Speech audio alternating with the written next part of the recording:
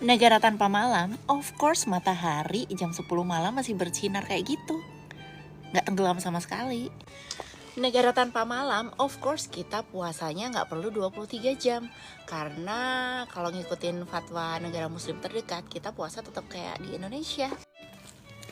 Negara tanpa malam, of course kita di sini hemat listrik. Karena nyalain lampunya nggak kita nyalain guys. Soalnya terang terus, kayak Philips. Negara tanpa malam, of course kita kerja nggak 24 jam. Karena kita kerjanya normal dari jam 8 sampai jam 4 sore. Negara tanpa malam, of course kita nggak perlu pakai sunscreen terus-terusan atau boros sunscreen. Karena sekarang aja suhunya cuma 11 derajat. Jadi sebenarnya nggak terlalu panas. Panas kalau pas bener-bener pertengahan musim panas gitu.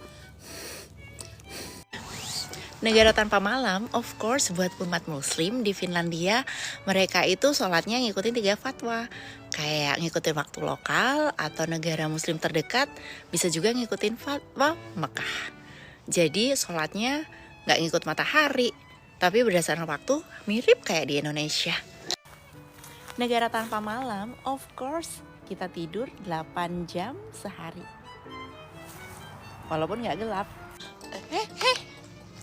Negara tanpa malam, of course di Finlandia itu nggak ada hantu, nggak ada kunti, nggak ada pocong, nggak ada uka-uka, pokoknya segala macam lelembut. Karena di sini terang terus, mereka kan butuhnya gelap-gelapan. Jadi mungkin mereka ngungsi ke Indonesia kali ya.